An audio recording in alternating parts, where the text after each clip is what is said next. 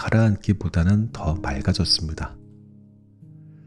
최근 들어 유독 이 죽음과 존엄에 대한 책들을 자주 만나고 있거든요. 어쩌면 이게 우연이 아닐지도 모르겠어요. 이에 대한 얘기는 나중에 클로징 때 잠깐 나누겠습니다. 어느 날 작가는 시어머니 아를레트가 스위스 조력 사망기관에 신청을 했다는 소식을 듣게 됩니다. 우리나라에서는 오랫동안 안락사라는 단어가 사용되어 왔어요. 근데 최근 국내에서는 안락사의 뜻이 모호하고 오해의 소지가 있다는 지적이 많아서 조력사 또는 조력 존엄사라는 용어로 병행되어 사용된다고 합니다. 프랑스 역시 한국과 마찬가지로 안락사나 조력사 모두 허용되지 않는데요. 그래서 저자는 스위스 기관에 죽음을 승인받는 일과 국경을 넘는 일을 함께 준비하게 됩니다. 시어머니 아를레트는 병 때문이 아니라 존엄의 상실로부터 벗어나기 위한 결심이었습니다. 저자는 마지막까지 자기 자신으로 남고자 했던 시어머니의 여정을 곁에서 지켜보며 삶의 주체성을 조금씩 잠식해가는 노화의 과정 속에서도 삶에서의 존엄이란 과연 무엇인가를 다시 묻습니다. 이 책 고요한 결심은 조력사나 안락사에 대한 찬반을 다투는 책이 절대 아니에요. 대신 이렇게 물어요. 나는 어떻게 떠날 것인가? 그리고 그 질문은 다시 이렇게 되돌아옵니다. 나는 지금 어떻게 살고 있는가? 죽음을 생각하는 순간 삶이 더 선명해집니다. 우리는 살아온 대로 죽는다고. 어리석은 사람은 어리석게, 단호한 사람은 단호하게. 이 책 고요한 결심은 그런 이야기입니다. 죽음을 이야기하지만 결국은 잘 살아가는 법을 들려주는 책. 삶의 온기를 잃지 않기 위해서 우리가 마지막까지 붙잡아야 할 것이 무엇인지 조용하지만 단호하게 묻는 한 사람의 기록입니다. 본문 내용 함께 하겠습니다.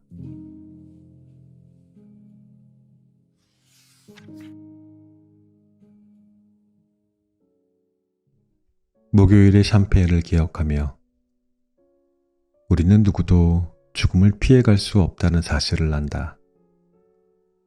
장례식장에서 고개를 숙이면서도 그 죽음을 자기와는 상관없는 운 나쁜 남의 일인 양 여긴다. 뉴스와 책, 드라마 속 죽음은 언제나 타인의 이야기다. 우리는 죽음을 안다. 그러나 자신의 죽음을 믿지는 않는다. 몽테뉴는 철학이란 곧 죽음을 배우는 일이라 말했다. 그렇다면 살아있는 우리는 결코 도달할 수 없는 그 마지막 걸음을 어떻게 배울 수 있을까? 아마도 늙음이라는 비가역의 시간을 통과하고 사랑하는 이를 떠나보내는 이별과 애도를 겪으면서 불청객의 숨소리를 가까이에서 듣게 되는지도 모른다. 1년 전 시어머니가 조력사를 선택하셨다.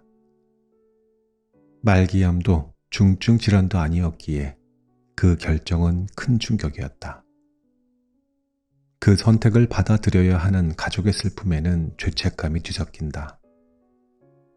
석 달, 막막하고 무기력했던 시간 동안 마지막 여정을 곁에서 지켜보며 나는 물었다.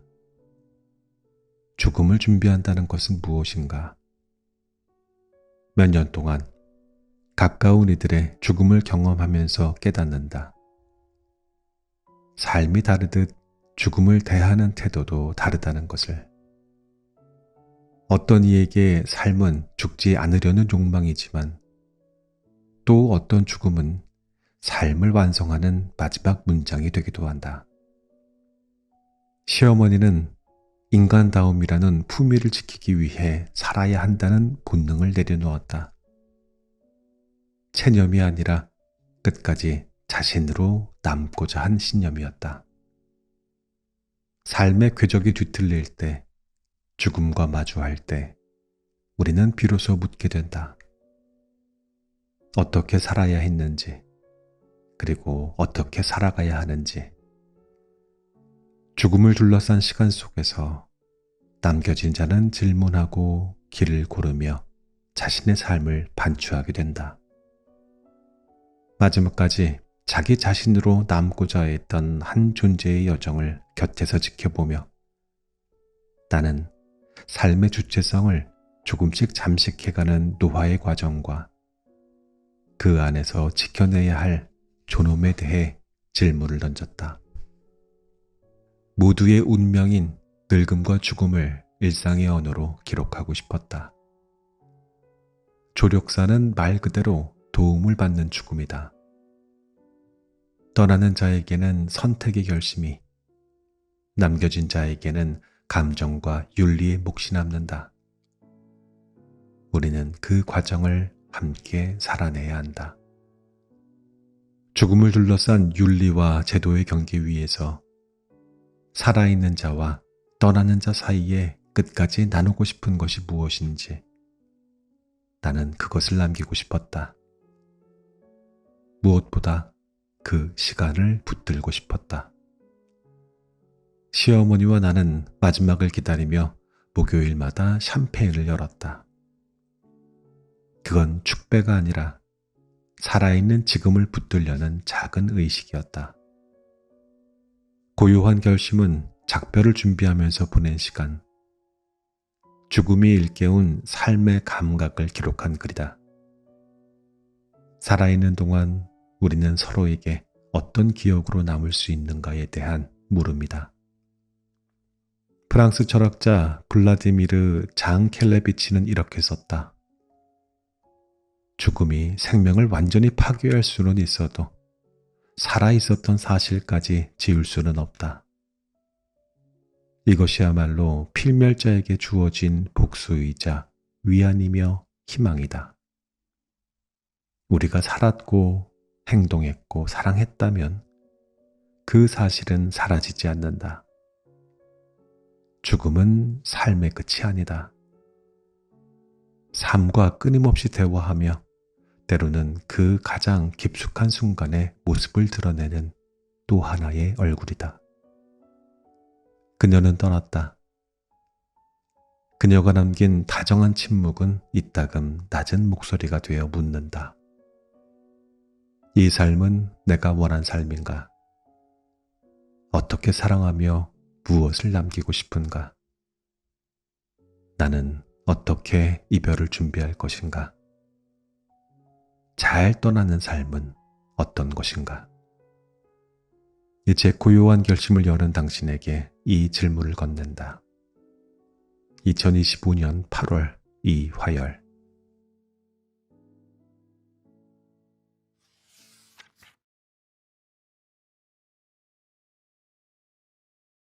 가불된 애도. 늦은 오후 집을 나선다. 자동차로 겨우 15분 거리인 시어머니 집이 유난히 멀게 느껴지는 날이 있다. 노환이라는 감옥에 갇힌 사람을 면회 가서 아무렇지 않게 일상처럼 웃고 말하려면 마음바닥에서 에너지를 길어 올려야 하기 때문이다. 주차하고 아파트 정문으로 걸어가는데 오르막길에 체리나무 사이로 봄 햇살이 비친다. 문득 4해 전 세상을 떠난 시아버지의 목소리가 떠오른다. 기억이라는 게 공기 중에 떠다니는 입자처럼 느껴질 때가 있다. 나는 가끔 시아버지 제라르 목소리가 바로 옆에서 들리는 것 같아. 그래? 올비가 가볍게 묻는다. 저 무심한 남자. 기억 속에 산다는 말이 뭔지 알까? 아파트 문 앞에서 가져온 열쇠를 돌리기 전 올비는 먼저 초인종을 누른다.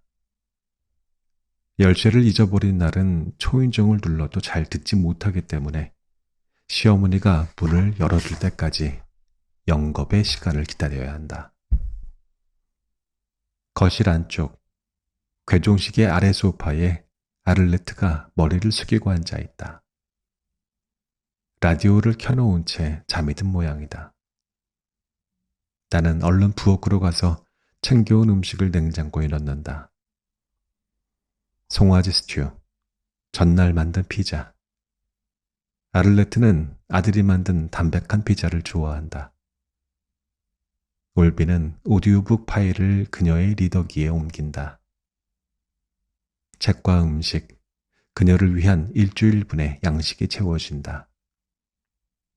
귀가 잘 안 들리는 그녀를 위해서 나는 소파 끝자락에 다가가 앉는다. 낮은 탁자 위에 사랑초 화분 잎사귀는 모두 떨어지고 한 줄기만이 겨우 남아 바닥을 향해 늘어져 있다. 낙상사고 후 등이 점점 굽어 땅을 향하고 있는 그녀를 보는 것 같다. 시간은 가혹한 방식으로 그녀를 세상에서 밀어낸다. 나를레트가 라디오 볼륨을 줄인다. 올비가 말했다. 잘 들어. 안느가 스위스에 등록을 했어. 나는 그 문장을 이해하는데 몇 초가 걸렸다. 시골집에서 휴가 중인 시누이 안느가 안락사를 등록했다는 말이다. 너무 갑작스러운 소식에 충격과 함께 눈물이 터진다. 어머니의 죽음을 서류 하나로 결정해버린 것이다. 불과 일주일 만에.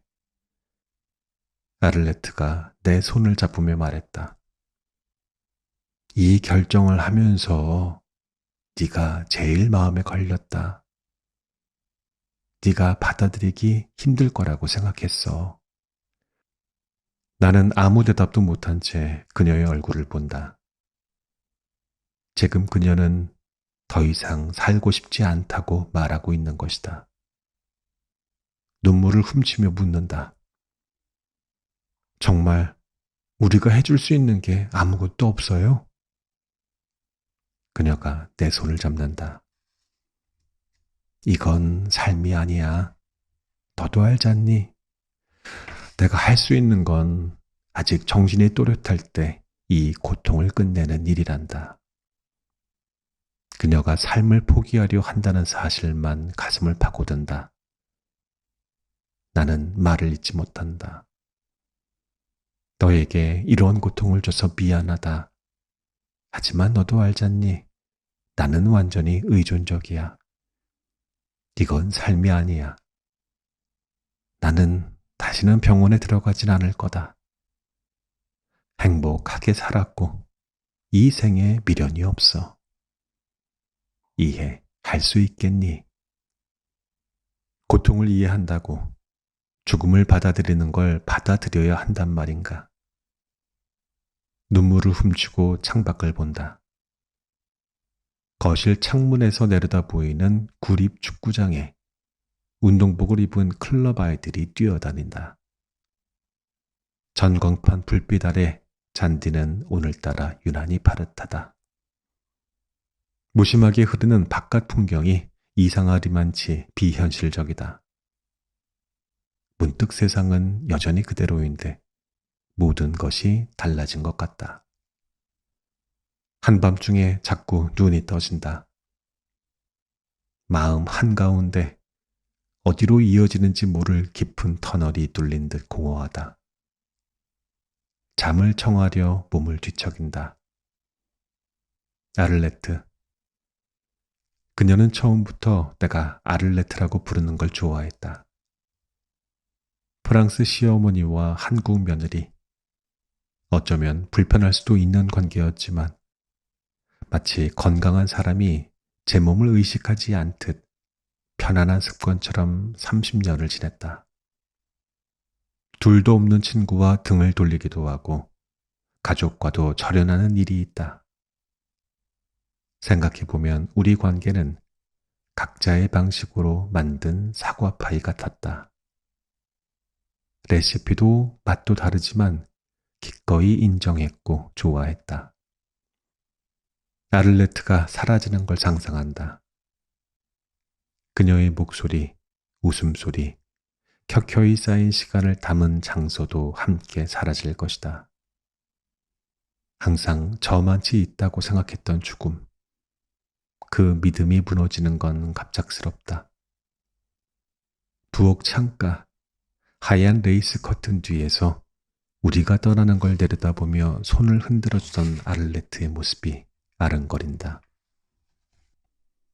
이제 그녀를 떠나보낼 준비를 해야 하나 보다.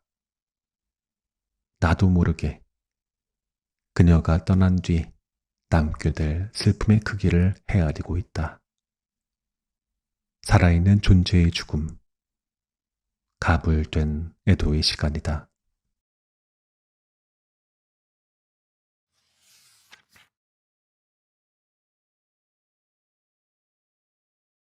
죽음보다 더 깊은 사랑. 내가 처음으로 존엄을 위한 죽음의 자기 결정권에 대해 생각하게 된 건 20년 전 본 See Inside라는 영화 때문이었다. 다이빙 사고로 전신마비가 된 라몬 샴페드로는 30년 넘게 침대에 누워 살아왔다. 그는 삶을 사랑하지만 타인의 손에 의해 유지되는 삶은 더 이상 자기 것이 아니라고 생각하며 스페인 정부에 안락사를 청원한다. 라몬 곁에는 그의 결정을 지지하는 사람, 설득하려는 사람, 받아들이지 못하는 가족이 있다. 죽음을 택한 그를 붙잡으려는 마음이 사랑인지, 두려움인지, 혹은 이기심인지 영화는 묻는다. See Inside는 안락사의 찬바를 넘어서 한 번도 진지하게 생각해 본 적 없었던 존엄이라는 감정의 복합성을 마주하게 만든 영화였다. 그리고 나는 그때 라몬의 결정이 존중받아야 한다고 느꼈던 기억이 난다. 친구 앙투언의 아버지는 프랑스에서 명망 있는 생물학자였다. 그는 앙투언이 어렸을 적에 아들 셋을 불러놓고 말했다고 한다. 너희에게 꼭 해두고 싶은 말이 있다. 만약 우리가 탄 배가 뒤집혀서 너희들과 엄마가 물에 빠진다면 나는 엄마를 구할 거다. 그 말은 9살 막내의 뇌리에 깊이 박혔다. 누군가에게는 위대한 사랑의 고백처럼 들렸겠지만 막내에겐 차가운 물 속에서 버려지는 자신의 모습이 평생 지워지지 않는 상처였다. 앙투안의 아버지는 평생 아내를 끔찍이 사랑했다. 70이 넘어서 아내는 중증 파킨슨병을 앓았다. 몸이 굳어갔고 의식이 흐려졌다. 5년간의 가망 없는 치료를 끝낸 뒤 병원에서는 더 이상 영양 공급을 하지 않는 것이 인도적인 결정이라고 했다. 그는 아내를 집으로 데려왔다. 그리고 몰래 아내에게 영양주사를 꽂았다. 아내는 의식이 없었지만 생명을 연장하는 일이 끔찍한 고통이라는 건 모두 알고 있었다. 앙투안과 다른 형제들은 이제 어머니를 보내드려야 한다고 애원했지만 그는 듣지 않았다. 사랑하는 아내를 놓지 않기 위해서 잔혹했다. 연명주사는 2년간 계속되었다. 죽음보다 더 잔혹한 이기적인 사랑이었다. 한국에 있는 친구의 어머니가 심정지로 응급실에 실려갔을 때 의사는 뇌사 직전이라 심폐소생술은 가능하지만 가망이 없을 거라고 말했다. 어머니가 연명치료를 원하지 않는다는 걸 알기 때문에 자식들은 반대했지만 아버지는 마지막까지 살려야 한다고 주장했다. 결국 어머니는 갈비뼈가 으스러진 채 돌아가셨다. 기록을 갱신하는 선수처럼 생명 연장에 몰두하는 병원. 생명보호라는 명분 아래 고통을 끝내려는 인간의 마지막 결심을 거부하는 시스템. 두 아버지의 집념은 그 구조를 비추는 거울 같았다. 스페인은 2021년 조력사와 안락사를 합법화했다.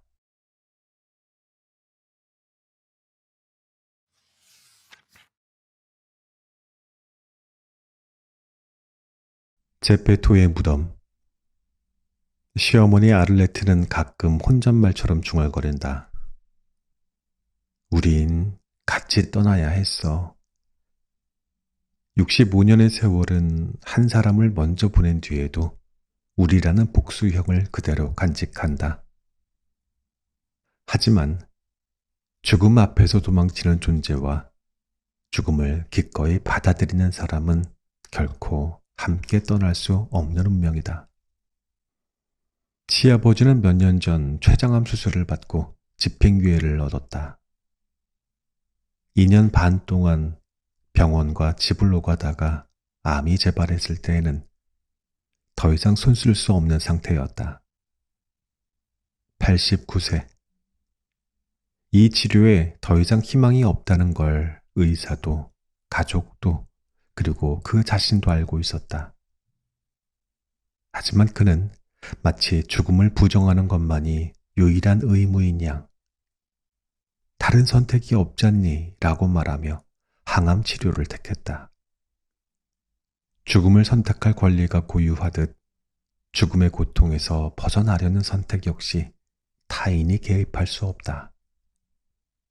이미 공포에 질린 그에게 아무도 죽음이라는 단어조차 꺼낼 수 없었다.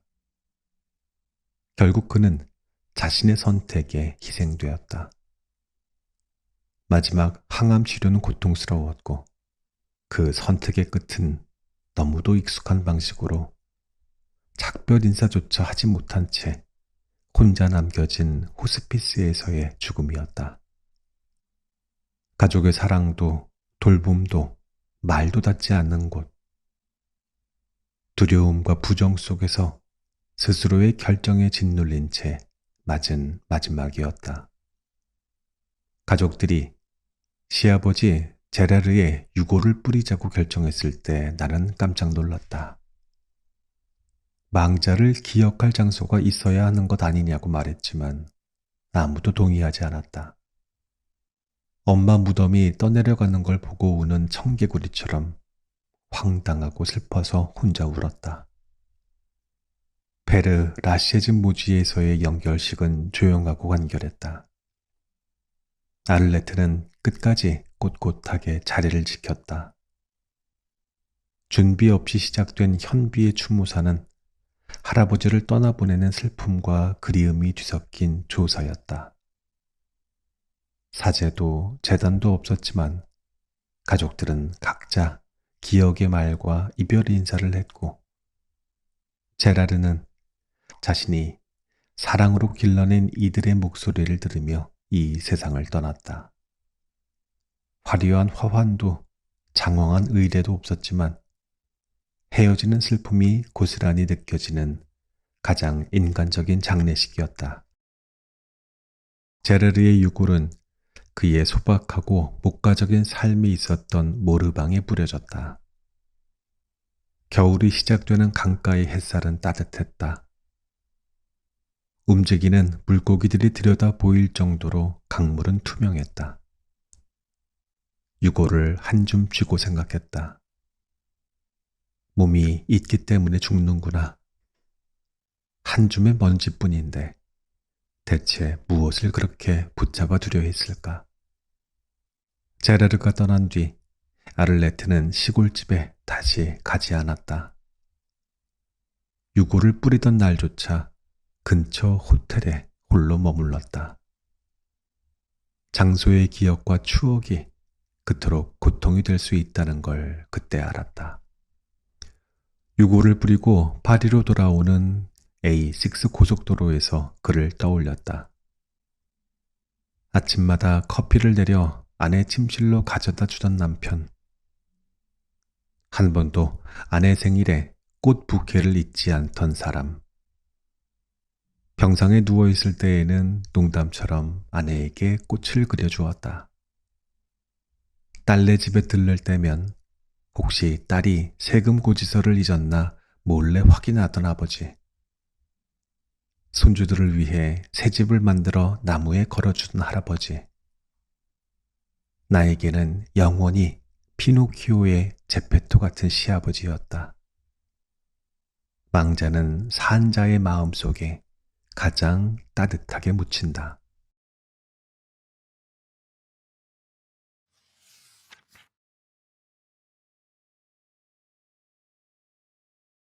텅 빈 집. 호텔에서 나올 때 햇살은 사라지고 하늘은 잿빛으로 변해 있었다. 협회는 호텔에서 자동차로 10분 거리에 있다고 했다. 아를레트는 아들의 팔을 잡고 다른 손에는 지팡이를 꼭 쥔 채 천천히 차로 걸어간다. 마른 나무 가지처럼 흰 그녀의 등, 두 사람의 시선은 나란히 땅을 향한다. 몽테뉴가 말했다. 자연은 죽음에 일부러 씁쓸함을 섞어 놓았다. 분별 없이 덥석 받아들일까봐. 옆 좌석에 앉은 아를레트에게 안전벨트를 채워주다가 몇 시간 뒤 이 자리가 빈 채 파리로 돌아갈 거라는 생각이 스친다. 앙상한 그녀의 팔을 어루만진다.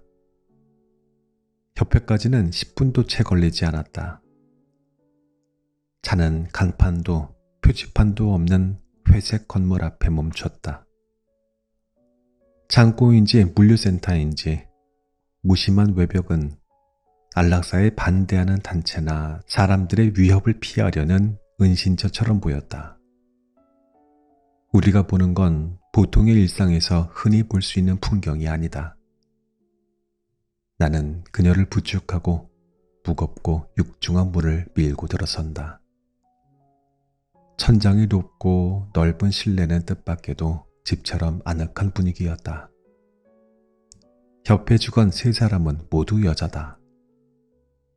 프랑스어를 유창하게 하는 한 직원이 자기소개를 한다. 친절이 과하지도 덜하지도 않아서 사려 깊은 인상을 준다. 우린 커다란 테이블에 둘러앉았다. 프랑스어를 맡은 직원이 간략히 정리된 아를레트의 생애를 낭독한다. 원고는 아마 올비의 손일 것이다. 죽음을 앞둔 시간, 행정의례처럼 요양문으로 읽히는 한 생은 숨결이 빠진 듯하다. 이제부터 죽음은 실존의 문제가 아닌 실무 절차다.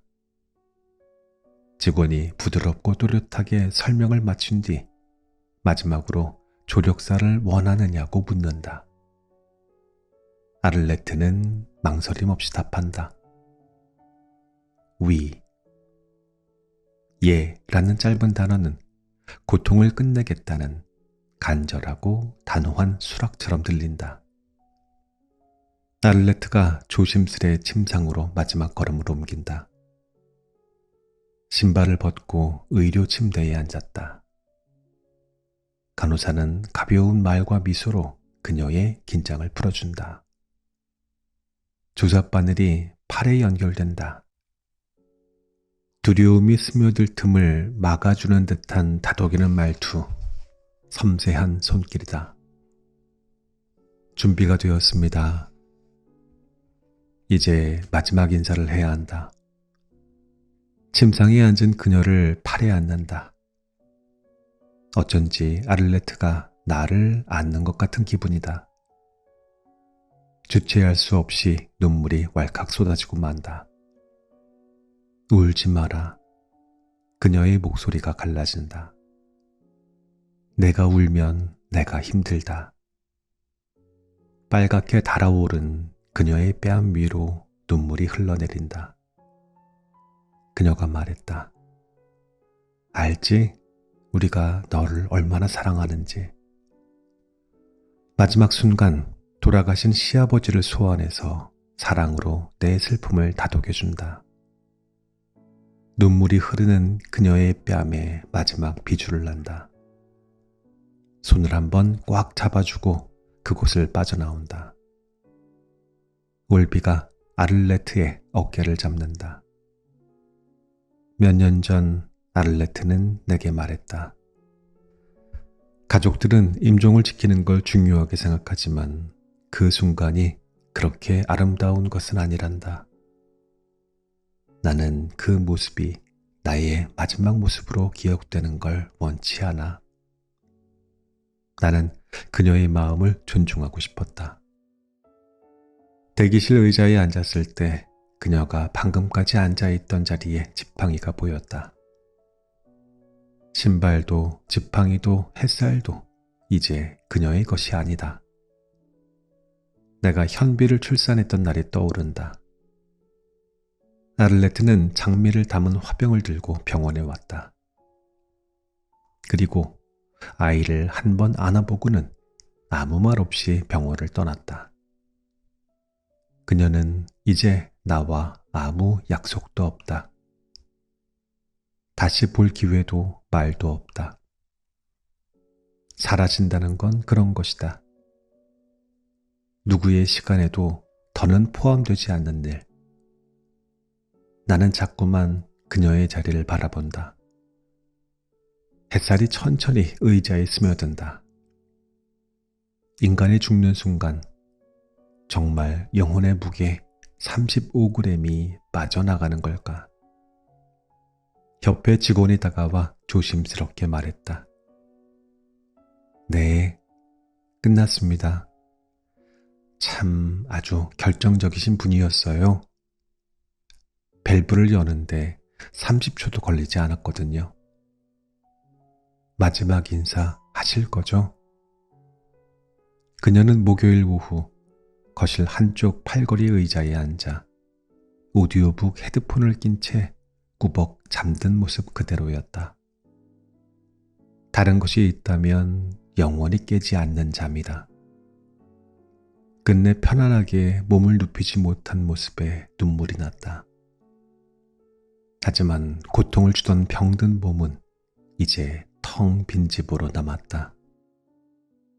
존재에서 비존재로의 변화는 떠들썩하지 않다. 어찌나 가벼운지 턱없는 문을 지나치듯 조용하다. 내 팔에는 아직 소나기의 감촉이 남아있고 귀에는 그녀의 목소리가 또렷한데 그녀는 더 이상 존재하지 않는다. 죽음이 아니라 살아있음이 실감나지 않는다. 그녀의 손을 잡는다. 안녕, 아를레트. 아직 따뜻한 이마에 입을 맞춘다. 그녀라는 세계가 끝났다. 존엄과 맞바꾼 죽음. 그녀를 통해 살았던 내 존재의 일부도 함께 떠나보낸 것 같다. 문득 그녀를 통해 나의 죽음을 본다.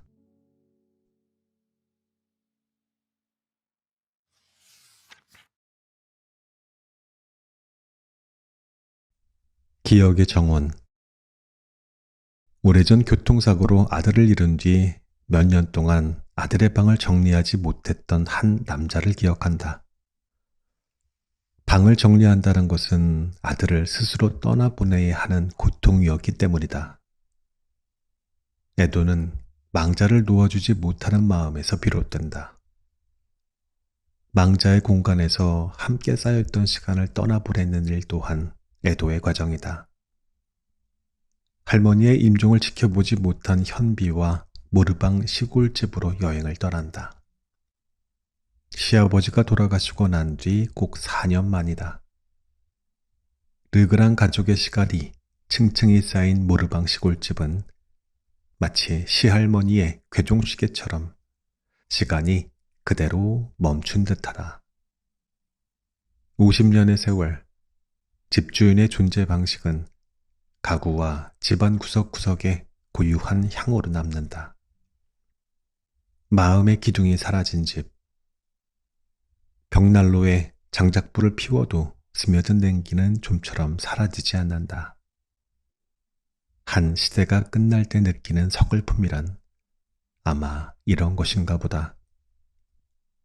죽음과 쇠락이 연상되어 이곳에 발을 딛고 싶지 않은 올비의 마음을 이해할 수 있다. 그에게는 도망치고 싶은, 결코 상속받고 싶지 않은 과거다. 하지만 현비에게는 다르다. 붙들고 싶은 기억이다. 나는 그 사이를 몇 번이나 오간다. 우리는 늦가을 산책로, 들판, 호숫가, 눈이 닿는 곳마다 스치는 이야기들을 찬찬히 마음으로 어루만진다. 정든 공간과의 이별은 내 마음의 일부분을 함께 떠나보내는 일이다. 개구리 산책로를 내려오다가 현비에게 말한다. 이제 이 챕터를 넘기고 우리 이야기를 새로 쓰자. 현비가 고개를 끄덕인다. 늦은 오후 시아버지의 유골을 뿌렸던 강가로 향한다. 강물은 은빛으로 반짝이고 선선한 바람이 지난다. 강가에서 낚시를 하는 아이들이 등지고 서 있다. 죽음을 떠남이라고 부르지만 어쩌면 그것은 흩어짐이다. 흙으로, 물로, 공기로, 기억으로. 존재는 사라지는 것이 아니라 분할되어 세상 곳곳에 남는다. 언젠가 나 역시 그렇게 흩어질 것이다. 죽음은 끝이 아니라 기억과 삶의 방식으로 남는다. 나도 그렇게 세계의 일부로 돌아갈 것이다. 강가를 거닐며 조곤조곤 이야기를 나눈다. 현비가 말한다. 나는 할머니가 마지막까지 자신이 뭘 원하는지 알았다는 것이 대단하다고 생각해. 더 대단한 것은 그런 선택을 실행할 수 있었던 용기였고, 아이는 4년 전 할아버지를 떠나보낼 때보다 훌쩍 컸다. 죽음을 삶의 일부로 받아들이고 슬픔을 견디는 감정 근육이 더 단단해졌다. 문득 기억이 쌓인 장소에서 이별을 받아들이고 슬픔을 다독일 수 있다는 것만으로도 이곳에 오기를 잘했다는 생각이 든다. 잠자리에 들기 전 정원에 나와 별을 본다. 부서져 쏟아질 듯한 별들이 밤하늘을 가득 메운다. 우리가 지금 바라보는 것은 이미 수천 년 전에 사라진 별빛이다. 어쩌면 그 사실이 이 밤하늘을 더 신비롭게 만든다. 내가 현비에게 말한다. 엄마는 한국에 가. 할머니 유골이 뿌려지는 날에는 없을 거야. 괜찮겠어요? 아이가 걱정스레 묻는다. 너 아니? 난 할머니를 잘 보내드렸다고 생각해. 후회 없어. 엄마가 자랑스러워. 문득 아이가 저만 치서 내가 성장하는 모습을 지켜보는 것 같다. 스위스에서 시어머니의 유골이 도착하는 대로 베르라 시에즈 묘지, 기억의 정원에 뿌려질 예정이다. 하지만 그녀는 이미 내 마음속 기억의 정원에 뿌려졌다. 이 책의 낭독은 여기까지 하겠습니다. 어쩌면 저자의 시어머니 아를레트가 꿈꿨던 고요한 결심은 바로 이런 마음이었을지도 모르겠어요. 누군가의 손에 의지하며 연명하는 대신 마지막까지 나답게 내 삶의 주인으로 남고 싶은 마음이요. 며칠 전에 제 고모님이 요양병원에 입원을 하셨습니다. 90의 나이, 타인의 돌봄 없이는 더 이상 생활을 지속할 수 없으셨거든요. 고모님의 마지막 소원은 인생의 후반을 살았던 마당이 잘 보이던 당신 집에서 떠나고 싶다고 하셨던 것인데 꼭 그렇게 소원하셨는데 끝내 들어드리지 못했습니다. 이 책 읽으면서 저자의 시어머니와 고모님의 얼굴이 자꾸 겹쳐졌습니다. 아를레트처럼 고모님 역시 존엄을 지키고 싶어 하셨던 분이었으니까요. 하지만 현실은 늘 마음보다 조금 더 냉정합니다. 오늘 병원에서 고모님은 오히려 저를 안심시키듯이 웃으며 말씀을 하시더라고요. 간병인이 얼마나 잘해주는지 몰라. 누가 날 그렇게 씻겨주겠어. 누가 날 그렇게 먹여주겠어. 참 고마워. 그 말 속에는 이미 많은 것들을 내려놓은 사람만이 가질 수 있었던 묵묵한 평온이 담겨 있었습니다. 고요한 결심 이 책은 죽음에 관한 이야기였지만 결국 어떻게 살아갈 것인가에 대한 책이었어요. 늙음과 이별을 두려워하기보다는 지금 내 삶을 단단히 살아내는 일, 그것이 곧 내 삶에 대한 존엄이라는 것이죠. 그리고 여기서 우리는 한 걸음 더 나아가야 합니다. 조력 존엄사에 대해서 지금 옳다 그르다를 판정하자는 것이 아니에요. 그러나 사회가 성숙해질수록 우리는 이런 종류의 논의를 미뤄서는 안 됩니다. 누군가의 죽음을 바라보는 사회의 시선, 삶의 마지막을 선택하는 인간의 의지를 더 깊고 다정하게 이야기 나눌 수 있어야 한다고 생각하지 않으십니까? 그래서 그 논의의 장이 열릴 때 우리 모두는 각자의 의견을 더 적극적으로 개진할 책임과 의무가 있다는 것. 우리 나무님들은 절대 잊으시면 안 되겠습니다. 아셨죠? 누구나 언젠가 떠나지만 그 날까지 우리는 살아있는 사람으로 남아있겠죠. 삶이 끝나는 순간까지 나답게 고요하게. 오늘의 마지막 문장은 아를레트와 저희 고모님 결심을 대신해 이렇게 남기고 싶습니다. 잘 떠나는 삶은 끝까지 자기답게 살아낸 삶이다.